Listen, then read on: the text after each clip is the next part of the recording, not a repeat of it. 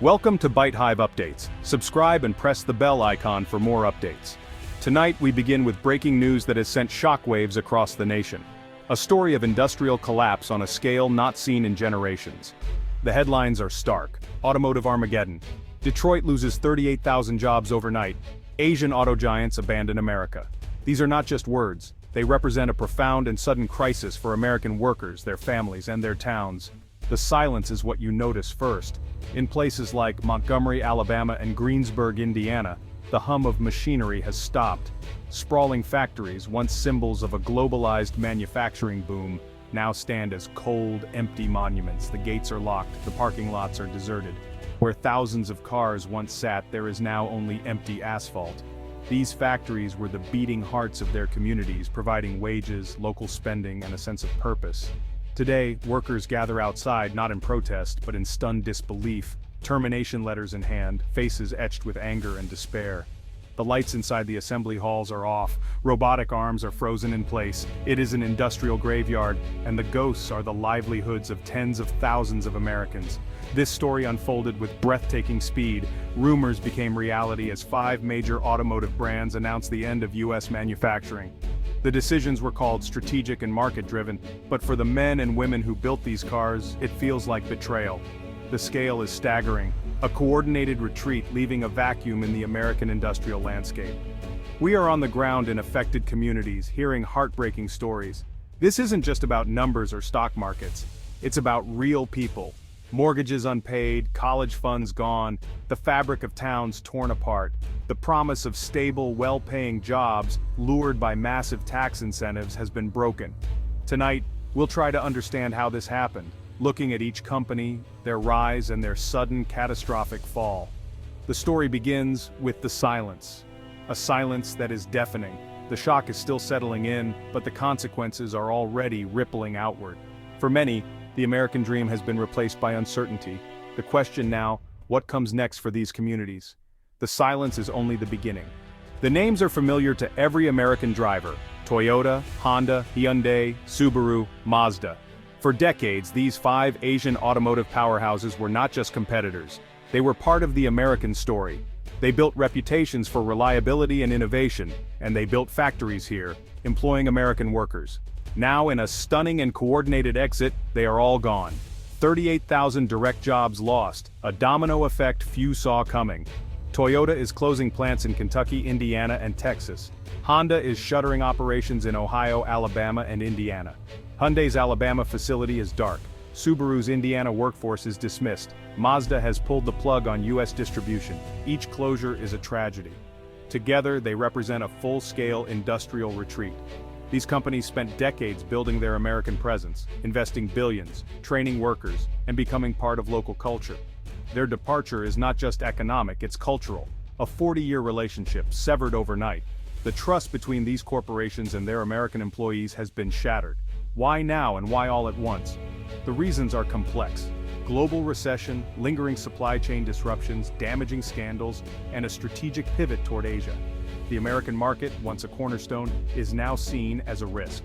In the coming hours, we'll delve into each company's story, a chapter in this larger, devastating narrative. The shockwaves are only beginning to be felt. Communities are left to pick up the pieces. The question of why will haunt these towns for years. The loss is more than jobs, it's a loss of identity. The American auto landscape has been forever changed. The cascade of closures is a warning for the future. What happens when the giants leave? We're about to find out. Hyundai's story in America was once one of redemption and ambition. Their Montgomery, Alabama plant opened in 2005, hailed as a beacon of modern manufacturing and prosperity. For years, the promise seemed fulfilled.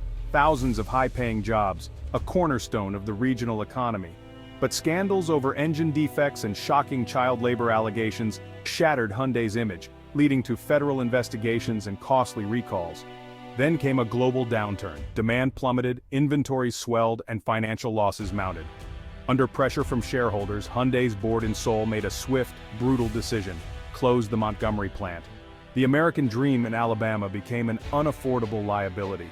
The promise to the people of Alabama was broken.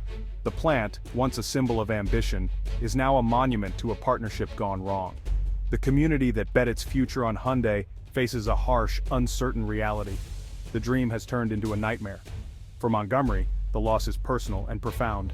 The silence in the factory echoes through the town. The future is uncertain. Subaru wasn't just a car company, it was a culture. Its Indiana plant fostered loyalty, pride, and a sense of family among workers. For decades, Subaru's no-layoff policy created security and trust. The Lafayette plant was a model of community and environmental leadership. But soaring raw material costs, semiconductor shortages, and a strategic shift to electric vehicles in Asia forced Subaru's hand. The no-layoff policy was abandoned. The plant closed suddenly. Workers felt betrayed, loyal customers were shocked. The brand's image as a caring company lies in ruins. In Indiana, the love affair with Subaru has ended in a bitter divorce. The community is left grappling with the loss of its largest employer. A deep sense of betrayal lingers. The special relationship is over. The future for Lafayette is uncertain. Mazda's path to the US market was always complex.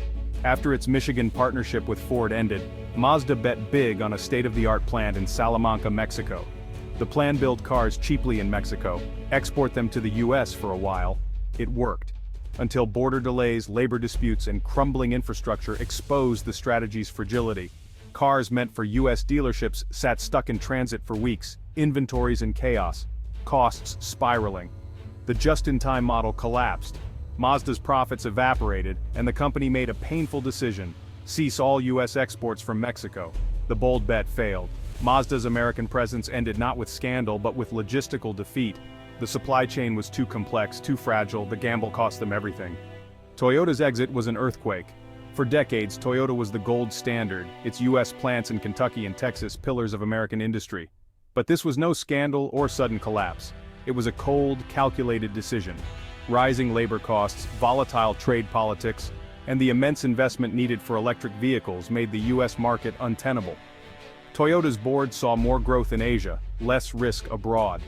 The announcement was clinical, the impact devastating. Thousands of workers, once part of Toyota's culture of excellence, were now just numbers in a global calculation. The ripple effects are vast. Hundreds of American suppliers now face their own crises. Toyota's quiet exit leaves a deafening silence in communities across America. Loyalty, it turns out, is a one-way street. The industrial landscape will never be the same. The shockwaves will be felt for years. Honda was a pioneer, one of the first Japanese automakers to build cars in America.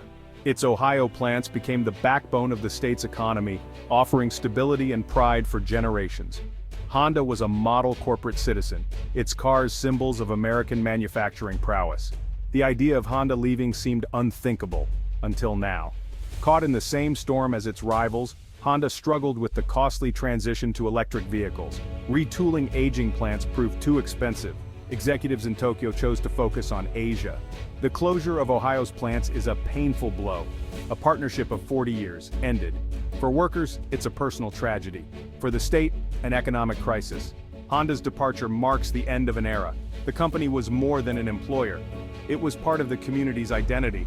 Now that chapter is closed. The loss is deeply felt. The future is uncertain. The closure of these auto plants is just the tip of the iceberg. 38,000 jobs lost, but the ripple effect is far greater. For every assembly line job, up to 10 more depend on it. The supply chain is collapsing. Hundreds of small businesses face ruin. In Alabama, a plastics company that supplied Hyundai is closing, laying off neighbors and friends.